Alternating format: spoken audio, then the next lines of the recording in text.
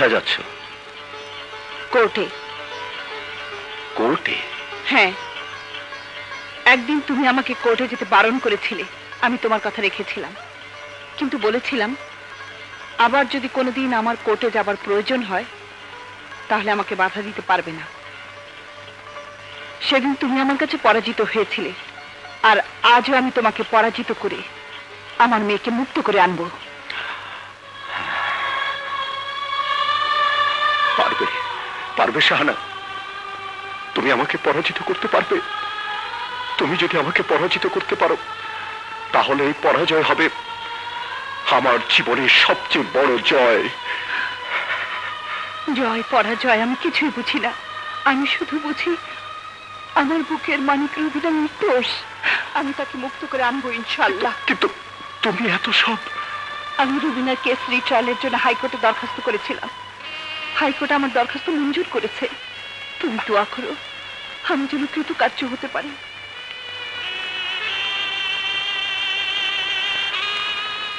আমার দোয়া তোমার সাথে থাক। মাধবীকে ছোটবেলা রেল লাইন থেকে তুলে এনে আপনার বোনের কাছে দিয়েছিলেন? কেন? সেই কেস তো শেষ হয়ে গেছে সেই কবে। এখন ওটা নিয়ে টানাটানি মানে লাশ নিয়ে টানাটানি, আর লাশ নিয়ে টানা হেচড়া করা তো শকুনের কাজ। আমি আপনাকে জিজ্ঞেস করছি, মাধবীকে রেল লাইন থেকে তুলে নিয়ে আপনার বোনের হাতে কেন দিয়েছিলেন? বলুন, উত্তর দিন। আরে রেল লাইন থেকে তুলে এনে আমার বোনের কাছে দিয়েছিলাম ভালো করে নাচ গান শেখানোর জন্য। মায়ের কি রে? রেল লাইন থেকে তুলে নিয়ে গিয়েছিলেন? হ্যাঁ, রেল লাইন থেকে তুলে নিয়ে গিয়েছিলাম। মিথ্যে কথা, আপনি যা বলছেন সব মিথ্যে। না, আমি মিথ্যে বলবো কেন গো? আমি বলছি মিথ্যে না। আজ যদি সত্যি কথা বলে থাকেন তাহলে জাজ কোর্টে মিথ্যে কথা আমি বলেছিলেন। কোশ্চিন কালেও কোনো কোর্টে মিথ্যে কথা বলিনি আমামনি। মিথ্যে বলেননি? ইওর অনার, গোলাম হোসেন আপনার সম্মুখে দাঁড়িয়ে বলছে মাধবীকে সে রেল লাইন থেকে তুলে নিয়ে গিয়েছিল, কিন্তু সে জজ কোর্টে বলেছে মাধবীকে সে রাস্তার ফুটপাথ থেকে তুলে নিয়ে গিয়েছিল।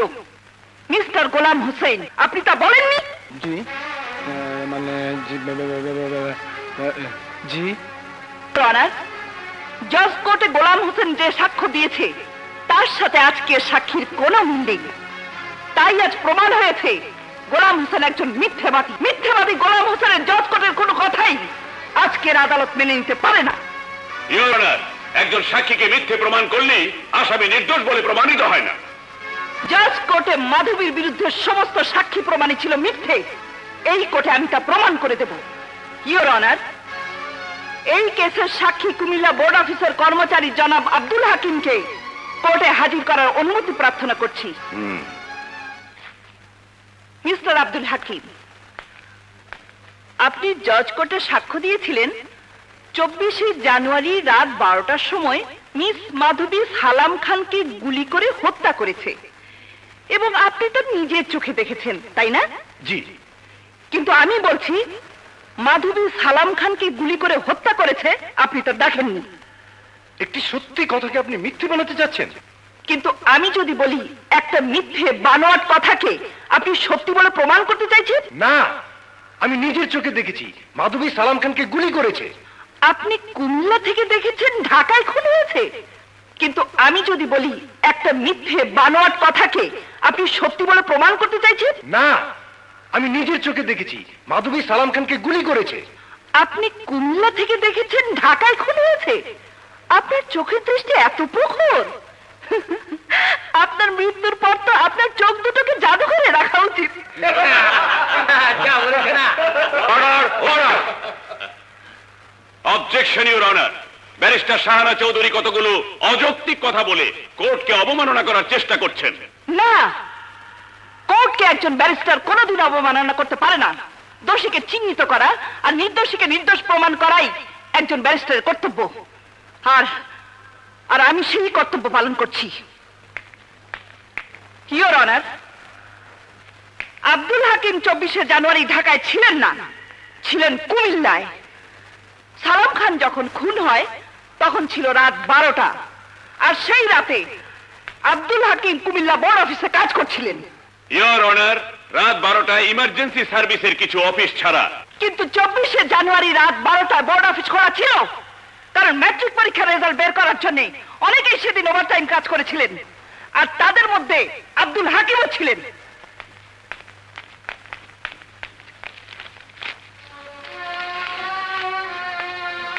এই হলো কুমিল্লা বোর্ড অফিসের আব্দুল হাকিমের সই করা রেজিস্টার খাতার ফটোকপি। আর এতেই প্রমাণ হয় সেই রাতে আব্দুল হাকিম ঢাকায় ছিলেন না, ছিলেন কুমিল্লায়। ইওর অনার, এবার 2 নম্বর সাক্ষী বাড়ির চাকর নুরু মিয়াকে হাজির করার অনুমতি প্রার্থনা করছি। অনুমতি দেয়া হলো।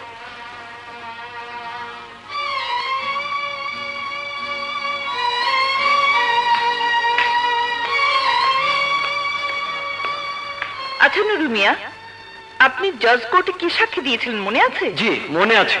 কি মনে আছে? মাধবী আমার মালিককে গুলি করে মেরেছে, সেই সাক্ষী দিয়েছি। আপনি কি নিজের চোখে দেখেছেন মাধবী সালাম খানকে গুলি করে হত্যা করেছে? জি নিজের চোখে দেখেছি। ঝড়ের রাতে অন্ধকারের মধ্যে মাধবীকে আপনি চিনলেন কি করে বলুন তো? কেন চিনবো না? ঘর তো অন্ধকার ছিল না, বিদ্যুতের আলো ছিল, আর সে আলোতে আমি মাধবীকে স্পষ্ট দেখেছি। আমি যদি বলি সেই ঘরে কোনো আলো ছিল না? আপনি বললে তো হবে না, সেখানে আলো ছিল, আমি স্পষ্ট দেখেছি মাধবীকে আমাদের সাহেবের ঘর থেকে বেরিয়ে যেতে। আমি বলছি আলো ছিল না। আমি বলছি আলো ছিল। আমি আবারও বলছি সেই ঘরে আলো ছিল না, ঘর ছিল অন্ধকার। না, সেই ঘরে বিদ্যুতের আলো ছিল। মিথ্যে কথা। ইওর অনার, সেদিন বিদ্যুতের আলো ছিল না। এই যে সংবাদপত্রের রিপোর্ট, মিউনিসিপ্যালিটি ও গুলশান এলাকার ইলেকট্রিক সাপ্লাইয়ের উদ্ধৃতি দিয়ে লেখা হয়েছে, ঝড়ের জন্য 24শে জানুয়ারি রাত 11টা থেকে রাত 2টা পর্যন্ত গুলশান এলাকায় কোনো বিদ্যুৎ ছিল না। অথচ সালাম খানের বাড়ির চাকর নিজের মুখে বলছে সে বিদ্যুতের আলোতে মাধবীকে দেখেছে। এইটা রিপোর্ট।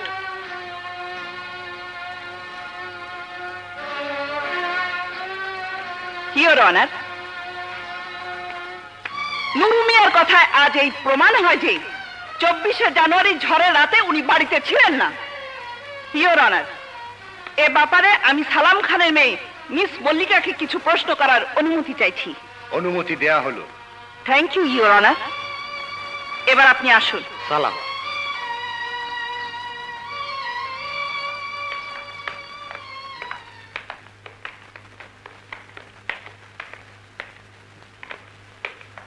মিস মল্লিকা, সালাম খান কি আপনার বাবা? জি। আপনার বাবা খুন হয়েছে, আর খুনির শাস্তি হোক আপনি নিশ্চয়ই চান? জি চাই।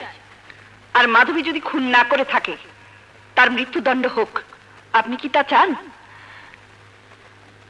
না।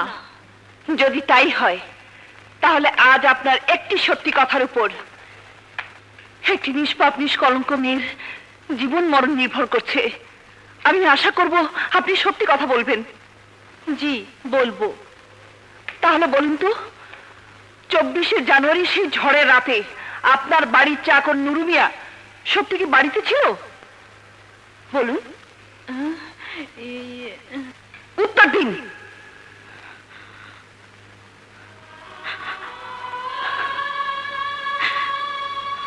বলো বলো, নীরব থেকো না। তোমার এই নীরবতাই ওকে ফাঁসির মঞ্চে নিয়ে যেতে পারে। যেই মেয়ে বাবাকে বাবা বলে ডাকতে পারেনি, যেই মেয়ে একটি বার তার মাকে মা ডেকে মায়ের বুকে ঠাঁই পায়নি, যে কারো কাছ থেকে এতটুকু আদর ভালোবাসা পায়নি, আজ তোমার একটি সত্যি কথা সে সব কিছু ফিরে পেতে পারে। বল মা, বলো। ইউর অনার, নুরু মিয়া সেদিন আমাদের বাড়িতে ছিল না। দুদিনের ছুটিতে সে দেশের বাড়িতে গিয়েছিল।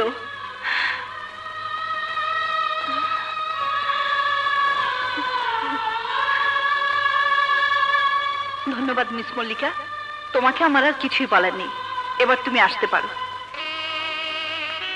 ইওর অনার, এই কোর্টে আমি আরো দুজনকে হাজির করতে চাই।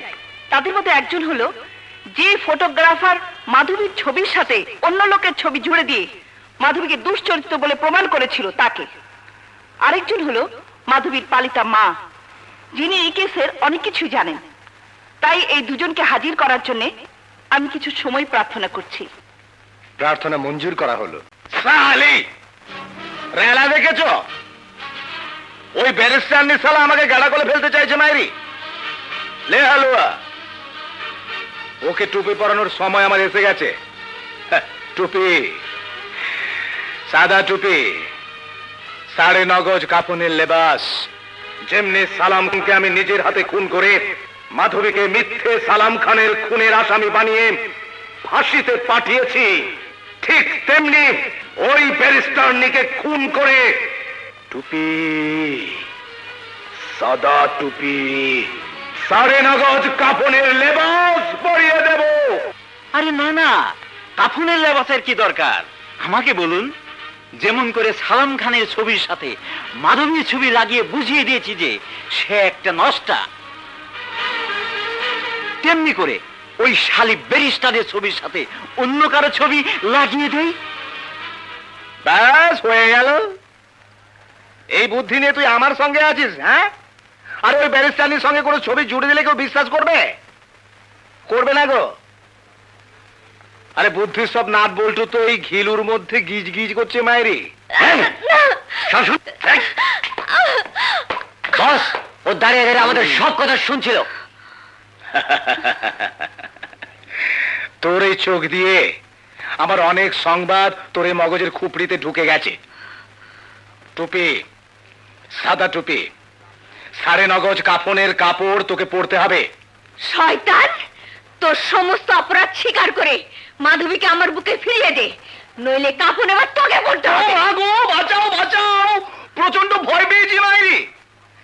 কি সাংঘাতিক! এই আমার বকরিটা বলে কি রে? হ্যাঁ, আমি ঠিকই বলছি, এবার আর তুই বাঁচতে পারবি না। আরে তুই জানিস না গৃহস্থের 1 দিন আর চোরের 10 দিন? আরে আমি তো সারা চোর, আমার মাত্র 1 দিন গেছে, আরো 9 দিন বাকি, মানে 99 বছর। আর তোর মৃত্যু মাত্র 5টা বাজে, রাত 10টার মধ্যে তোর মৃত্যু হবে, মানে 5 ঘন্টা বাকি। এই ওকে টুপি, সাদা টুপি, 9.5 গজ কাফনের লেবাস পরিয়ে কবরে নয় নদীতে ভাসিয়ে দে। এই নিয়ে যা।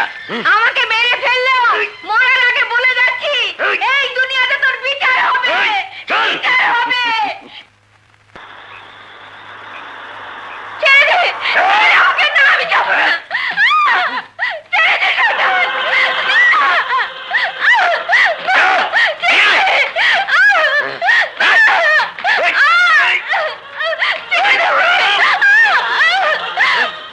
মাধবী মানা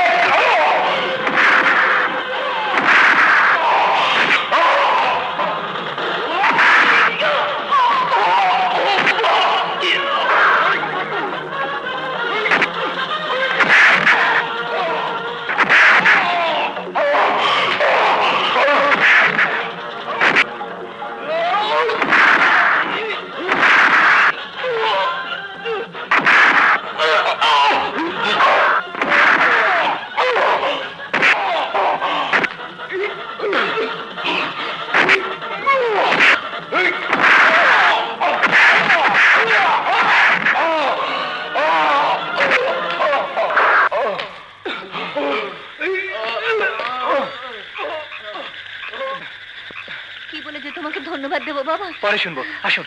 চলো বাবা।